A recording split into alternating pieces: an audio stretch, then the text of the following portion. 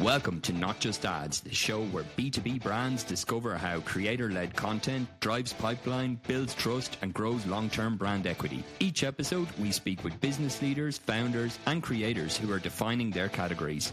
I'm your host, Marcus Sherwin, and this is the creator economy for B2B.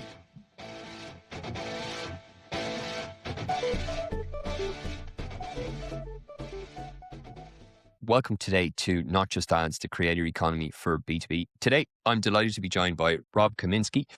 Rob is in a really exciting space.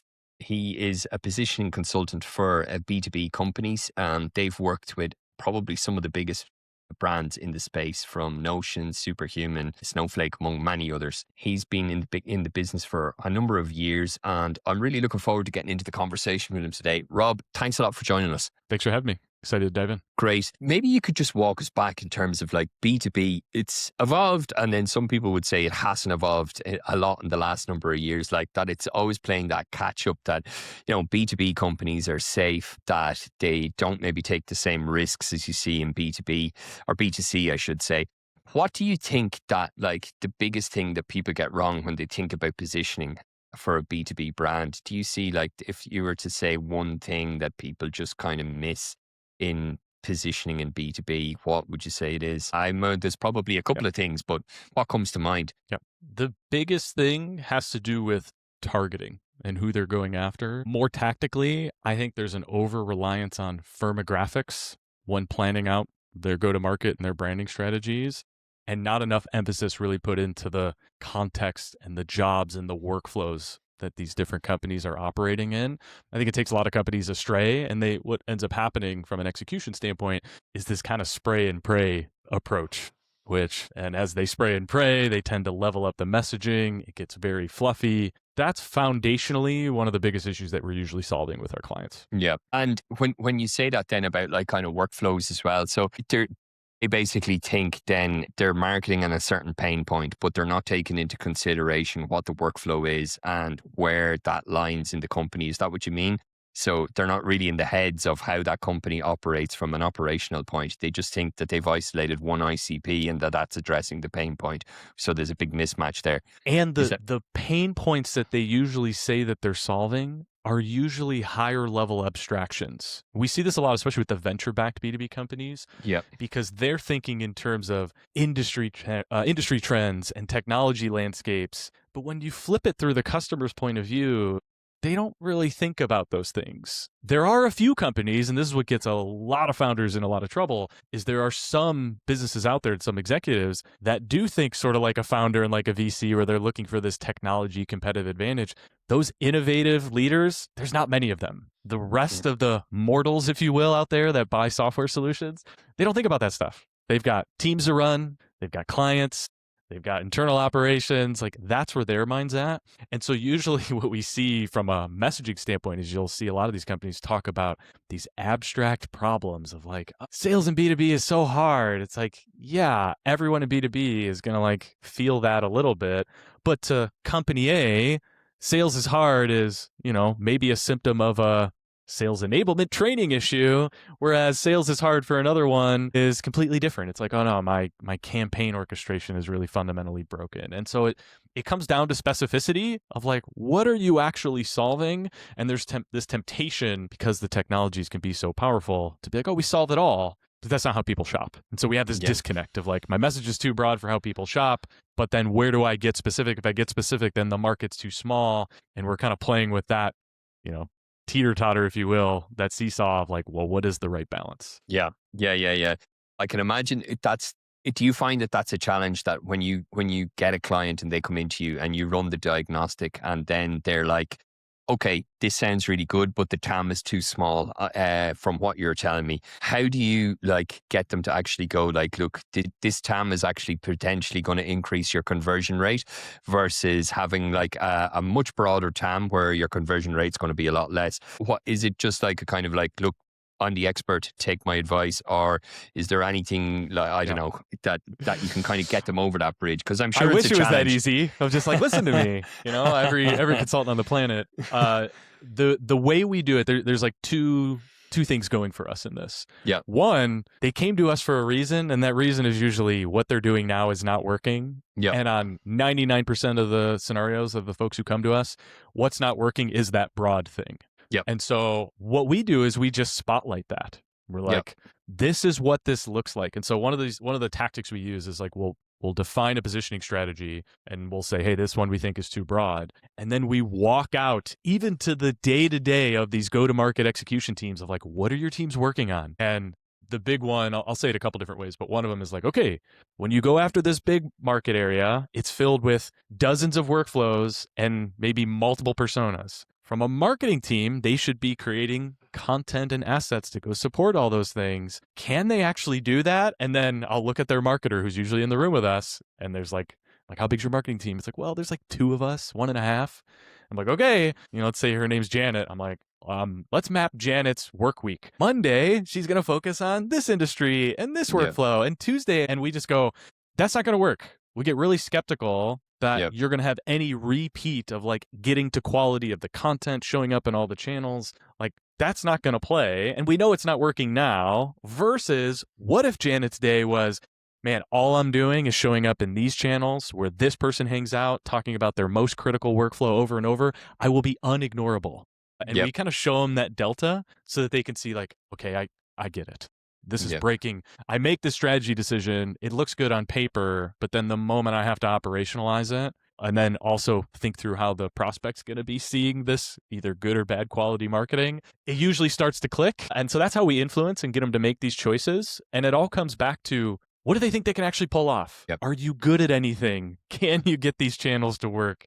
And that's a maybe another conversation. It could be a rabbit hole, but like you have to be good at marketing in some way, shape, or form. And we think the bar is actually quite low in all these spaces to actually get a tactic to work in a given channel and area. Yeah. Do you see then though that it doesn't work because people are kind of a little bit lost? And what I mean by that is like they're not staying long and consistent enough at like one ICP, one pain point, or like one. They really get an understanding of the workflow. Like the example you use, let's say you've one marketer on the team and they're stretched very broadly. So it's not really penetrating any particular type of, say, subsegment in the market. Do you see that that's kind of the fundamental thing? Or is it something that they just haven't done the right research, that there's not maybe I'll rephrase the question. I'm assuming that when people come to you, they already have a product market fit. No? Do you find that like if you talk with some people, they still haven't really product market fit might be an issue as well, or is that already established?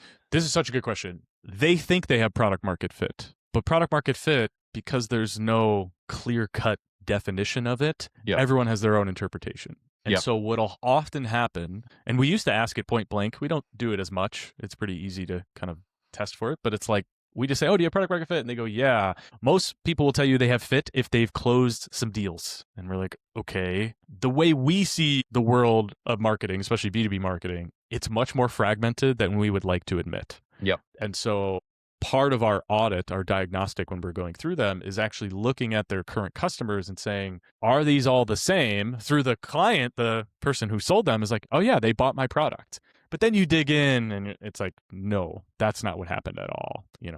Company one that bought your product, they were solving a tech support issue and they came in through this door where you were replacing an intercom.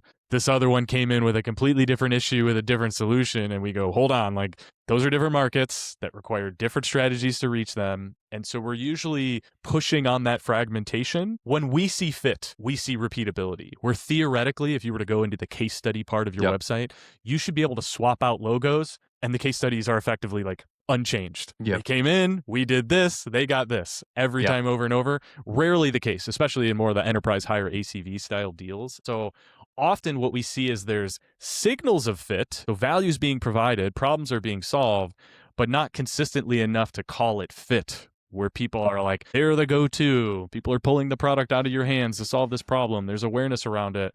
And it usually comes back to that broad piece to it.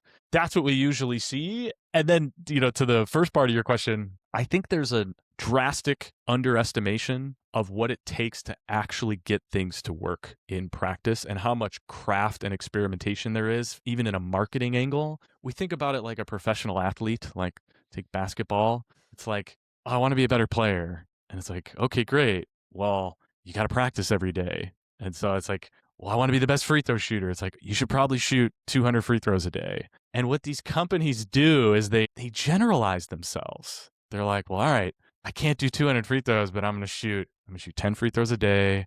I'm going to do 10 minutes of dribble drills. I'm going to do 10 minutes of long range shots. And it's like, okay, you're becoming well-rounded, but are you going to actually be able to do that in the long run to be this amazing, well-rounded person? Or in the limited time and resources you have, could you truly become the very best free throw shooter in under a year? Okay, go shoot 200, 300 free throws every single day because no one else is going to be able to match that type of a deal. And so there's that misunderstanding when it comes to just practicing marketing in a given area. Yeah. Do you find then, though, that there's the external pressure then as well of like whether that's, say, the board or whether it's from CFO or the CEO, that it's like you've come in, you've given them the roadmap, you've told them like, look, if you actually niche down here, here's the opportunity. You do that repeatedly, you become known as the specialist in the category for this only. And it takes time for that to compound, but then you also have these external drivers of pressure as well. Is that realistic that you see that being a blocker? Yeah. We see it every day. And it's, this is where, I think you get some lovers and haters of VC. And I think it's misunderstood. Like VC is a very unique product for startups. And I think that pressure you're describing often puts founders into scenarios where they're sort of forced to take Hail Mary strategies. And that's encouraged. Yep.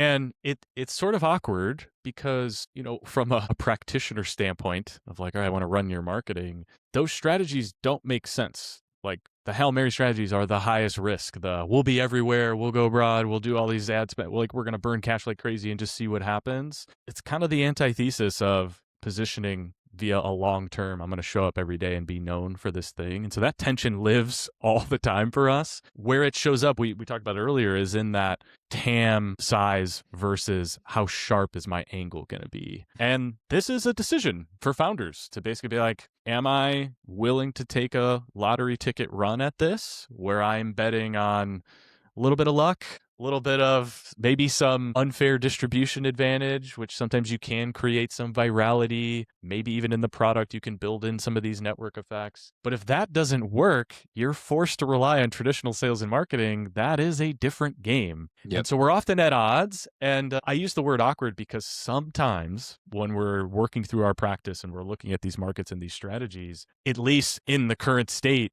we get to these spots where it's like, these markets just aren't big enough. And it's like, ooh, and like there's a hush falls over the crowd when we're in these workshops. And the choice is like, well, we need a bigger market. But again, going back to fragmentation, there's often not just a bigger market. It means you're adding that fragmentation up, introducing product risk, go-to-market risks in dealing with all that operationally. And those are hard. And, we're one of the things I love about our practice, and it's a feature to some, a bug for others, is like we don't have long-term commitments. And so we get to be very honest with the founders that come work with us, where when we get to those spots, we just tell them, hey, I think you're in a really shitty spot. I think you have to really decide how much risk you want to absorb here, or if you want to build a more durable business that isn't venture scale. And often those are at odds. And it does happen where sometimes we're like, the deck you rose money on, I'm not sure how real it is anymore that you can actually execute this. Maybe you give the money back and go build a different business. Yep. And that's awkward to say, but saves them 2-3 years of burning all that money. And those are the type of chats that we're often getting into related to this. Well, and it's a brave decision as well for somebody to walk away from that if they can take that on board and kind of go, okay, look, maybe it won't work. I think that's probably a very brave decision rather than just going, no, we'll try and just force product market fit and we'll try and just put more paid behind it and then you've lost more time and more money. Do you think then that there's kind of a conflict there between VC money when that comes and it's like, the VC model, I guess, is really more about, the backing X amount of companies and you have, you've one that compensates for the other 8 or whatever the metric is, companies that don't maybe see the same exponential growth. Do you think that when people then are looking at their positioning, they're going really broad because that's kind of like what the VC model near you rewards in a way? It's not about specificity for what.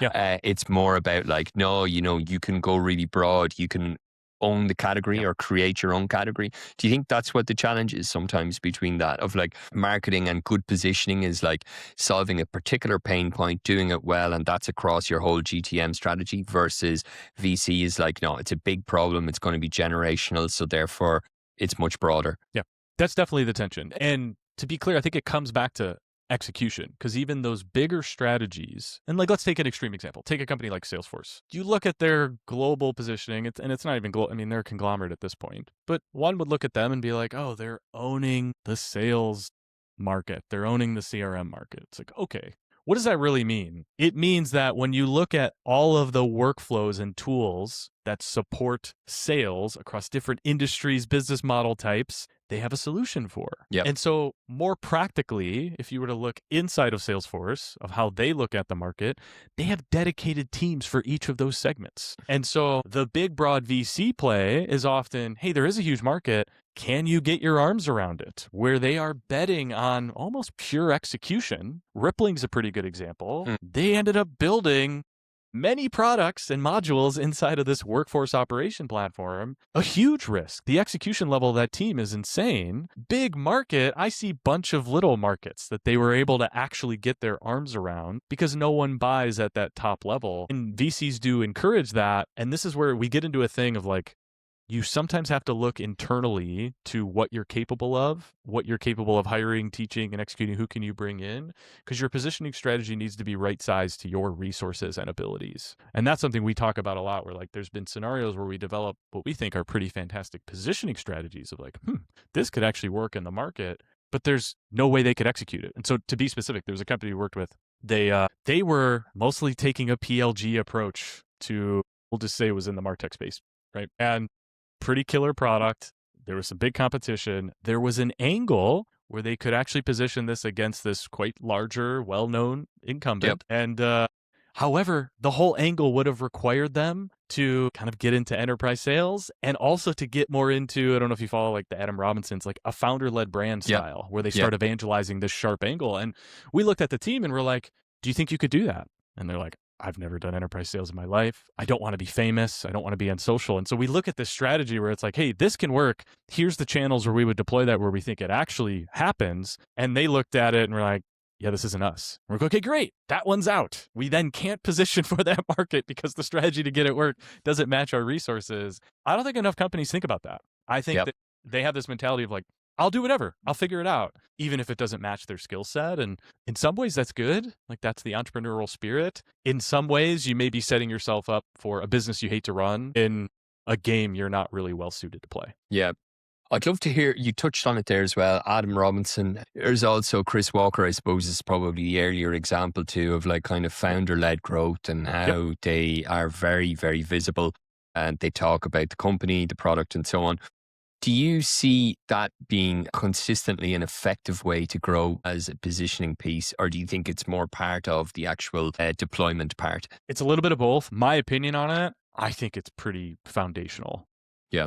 Let me put it another way. I actually think it's still one of the most underrated ways to go do sales and marketing, but many people don't want to do it and they don't have the stomach for it or the commitment to do it, but it's such an advantage. And I think Adam's showing how that's an advantage. But is it always the best path? It kind of depends on the space that you're in. And then obviously you got to evaluate the skill set. For us personally, we've built our business on top of our personal brands. I think it's just such a multiplier.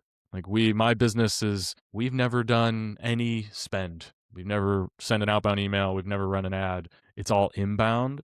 And by solving for that first, which I think a lot of these founder brand approaches do, you basically prove the fundamental thesis of your whole marketing and positioning strategy, which can then be levered up with ad spend and all of these programs and the way we think about it. And too often, I think people, they reach for the paid tactics too early without actually testing the fundamental things. And I think there's something about like the atomic level of getting sales and marketing to work is like, can you get a person to believe you? You know, we're in this room virtually, but it's intimate. It's like, if I can't organically convince Marcus of something and teach him something, what's ad spend going to do? Okay, great. I get my shitty message It's like, you got to prove that first. And Yeah. organic and founder brand is just a wonderful way to do that. Definitely. If it's not working organically, the amplification part is not going to fix it at all. Is to have to get the fundamentals. That's for sure. When you start working with companies then, Rob, what do you like?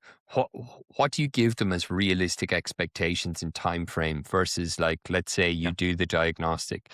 I know that you have like kind of 2-week positioning and homepage sprints, and that's a pretty fast turnaround. But then when they kind of say to you, okay, like, we'll follow what you say to us, but what's realistic from what you see versus when they actually should see kind of like impact in terms of if they've pivoted in terms of changing their positioning, they have all the teams lined up, everything is lined up.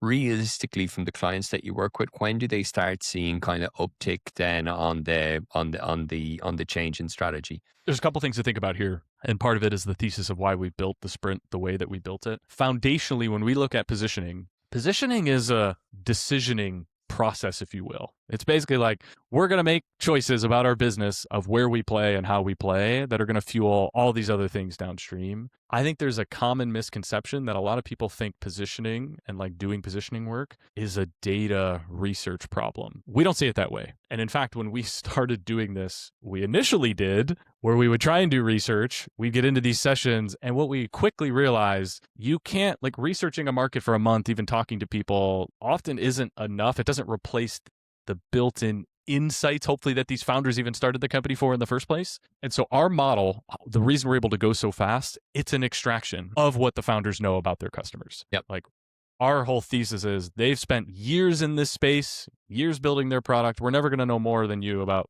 what's going on. So that's part of it. The decision part of positioning actually isn't very time consuming. It's the issue that everyone wants it to be data informed, and they feel better if they're like, wait, let's spend 3 months doing research before we make the decision. In our experience, that research doesn't help. We view positioning much more as a conviction question of, what can I actually pull off? And does my product back this up? And those kind of go hand in hand with each of those. Yeah. Those are easy. And so, like, for us, it's more like getting to a clear point of what actually are the options. That's where we're providing maybe the big lift. Is sometimes when you're so close to things and you've been working on things for so long, you actually end up with what we call the curse of knowledge. Like, people describe it as like being inside the pickle jar. It's like, you lose all perspective. Yep. And so we come in and we're like, okay, wait, send us everything you have. And what we're pulling out is like, okay, you play in a lot of spaces. Yep. And we basically show them what it looks like to position in these different categories, these different spaces for different parts of the market. Is it mature? Is it immature? Once they're able to visualize it, things tend to click of like, oh, we've been running 6 strategies simultaneously. It's like, well, yeah. And that's usually why they're in front of us. The choice of which one we go is a low data, high risk decision.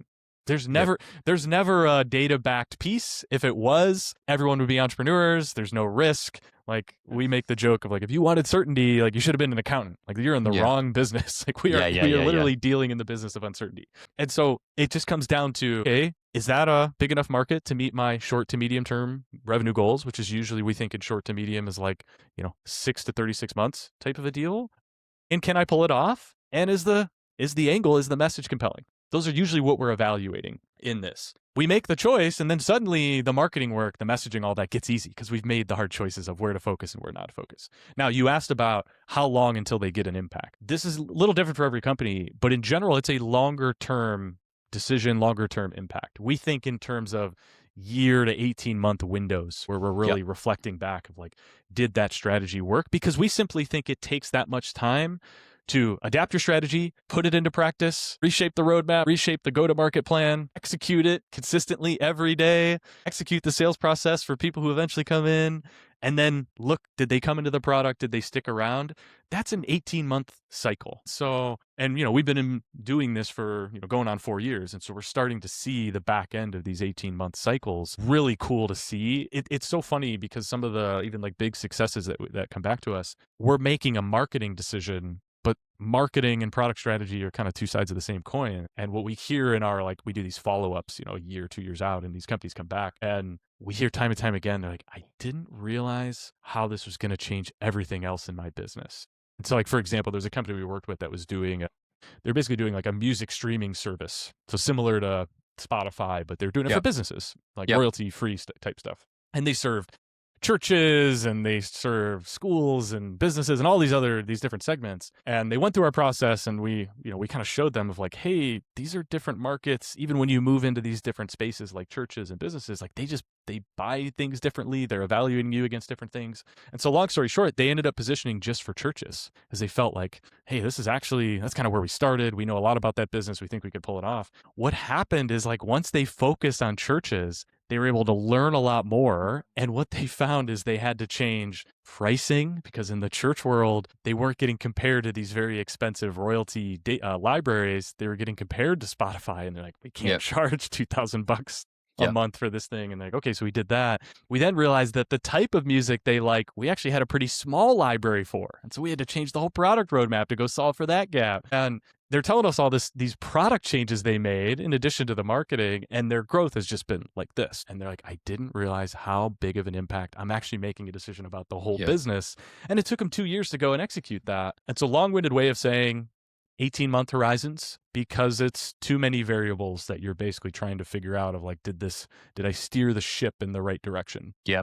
It makes a lot of sense what you say, especially for B2B as well, because realistically, proper B2B sales cycles average is probably maybe 6 months or more. So if you're changing the strategy every 6 months, you're never really going to see what's resonating and what's not. I guess the challenge is being that they're okay with that and that they are committed to the strategy and to the recommendations as well for that time frame to see the uptake. You use the word committed. It's the biggest thing. Like the conviction of staying with it is everything. And because there's scenarios also where there's a strategy that they're excited about, but they're not really committed to it. Yeah. Bad recipe. Like, this shit is hard. Yeah. Like the market's going to punch you in the face, even if it's the right strategy. And if you don't have the resilience to truly stick and stay the course, it's not going to work. And so we say that up front. Like our whole goal is, can we get you to see the angles? Can we help you make a choice where you have conviction on one of the angles? And then the only other thing we promise, cleaner, clearer message for that audience. That's it. We have no control over anything else. Yeah. No, but it makes sense. If you're upfront straight away, they know what to expect as well. I'd love to talk with you, Rob, briefly about, we talked about this off air as well, but we said what we might just look and get your feedback. Actually, an old colleague of mine at LinkedIn who has launched a company called The Marketing Graph. Rory, if you're listening to this, I'm sure you will find this useful because Rory actually flagged one of your frameworks that he, I think, discovered on YouTube. And he also mentioned a post then to try and get people to get feedback based on that. So the marketing graph is basically looking at marketing strategies for different well-known brands. Let me see if I can share his. Okay. Themarketinggraph.com. I'll share the link with you here, actually. Yeah, it should be themarketinggraph.com. Exactly. I'm going to put it on the chat and let me see if I can share my screen here. Maybe you can just. I can even share it as well. I got it up here. Yeah. If you have it there, feel free to share it if you can. Does this look right? Marketing graph? That looks it. Yeah, that's it. Yep. 100%. Right. Okay. Rory's launched this a while ago, and what it's looking at is brand intelligence for giving people a better insight in terms of how different brands operate from their messaging, if they change their messaging. I'm sure Rory will be able to give you a much more insightful overview of what they do. But as he was looking at your framework, I think it'd be really interesting from your own feedback, Rob, what you would recommend to Rory or any kind of like tangible kind of tips that you might be able to give him just based on what you see at the moment. Yep. So I'll take you through kind of the lens I take, the way we sort of see into these things. And so what's really happening here is I'm looking at your messaging and I'm basically making inferences on how you're thinking about positioning. And what'll start to happen is I will effectively be teeing up probably some different options that you're going to have some choices to make, I think, just even right out of the gate when I see this. And so I see AI-powered market intelligence. So to me, I see like, okay, market category, product category, market intelligence. The question that pops in my head is that a real category that people are aware of, have budget line items for, and shop for? And I don't know off the top, but that's an open question. My mind goes to, I'm aware of competitive intelligence. A category. So I'm like, oh, maybe this is a new thing, which creates some form of a risk. We'll talk about that. Welcome to the marketing graph. I think we got some, actually, let me just refresh because I think it had some, brand audits in 5 minutes, not 5 weeks. Okay. Brand audits. That's interesting. But then it goes brand insights without the rich budget. Okay. And I see here access deep brand intelligence, market insights, and buyer personas. Stop looping. Pitch prep. So when I see these, right, from like brand audits to finding insights about your brand to doing pitch, building a pitch out to finding personas. These are, we talked a little bit about it. These are different use cases. And then I see know your rivals. So it's like, okay, there is some of that competitor angle in here. The question that your prospects are going to have when they show up, and ultimately when you're going to market, they're going to be like, what is this thing? What would I do with it? And what does it replace? Part of the challenge I would bet is that's not super clear is what is this really replacing? And the reason that's hard to answer is building a pitch deck, doing competitive intelligence, and then looking for your own brand insights, how you're perceived. Those are three different things that someone theoretically might be working on. Even if they all might fall to the marketer, they might shop and evaluate those things in different ways. And I think we start to see, we'll come back to that actually. So that's like my first impression here. When I see this new thing, market intelligence, if it's truly an unknown category, what we say is you need to find some way to introduce this new category into people that never have purchased or evaluated this before. I see some of that via use cases, via those jobs to be done, but which one? Because we are mixing things here, and that's where you're going to have you're just going to create a little bit of friction of like, these may actually be different markets. Because market insights, now suddenly you're competing with researchers, both people and tech tools. Buyer personas, you're competing with maybe internal teams of sorts and third parties. Brand intelligence, I think of companies like Winter that do message testing and even these brand questionnaires. And so it's like you're introducing this competitive set of like, oh, these are all different tools. Okay, everything you need for smart marketing. Okay, I mean, there's clarity here. Hey, we're going to do brand intelligence. We're going to do category analysis. I don't know knowledge library. So, okay, this makes me think, oh, wait, are they like a Forrester? Do they fit my industry? So I have some questions here, and then buyer intelligence, and then I see pricing. And so, let's see, this is usually my little cheat sheet here too. Whenever I find like different product, like the fact that there's multiple products and multiple solutions, this usually signals not necessarily a positioning challenge, but this is likely where I would start. And the questions that then come to mind are, I forget your buddy's name who's running this, but Rory, for him is, okay, where are you at today? What resources do you have? If you raise money, is it bootstrapped?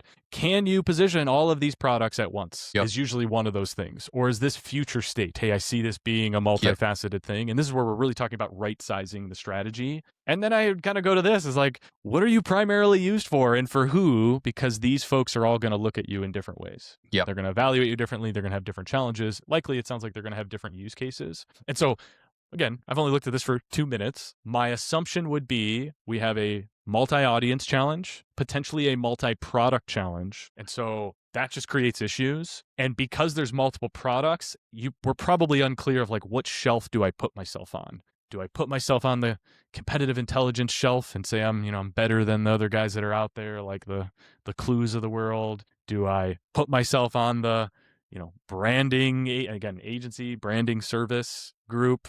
And it sounds like you're combining those things, but you have to, it feels like there's multiple subsegments of markets being spoken to. And so those are the questions that we would start to address is like, is there a way to position for all of these? And maybe there is, we'd have to figure that out. Do I have to separate these to where I'm running multiple programs? Or am I willing to prioritize one of these and then hide the rest of this stuff? Sure. Because often there's a strategy here is like, man, if I can get somebody to get in the room with me who's really curious about category analysis, I could sell them and then I could be like, hey, and guess what? We do a bunch of other stuff too. Like a land and expand, adjacent. basically. Exactly right, Marcus. And so that's what I see.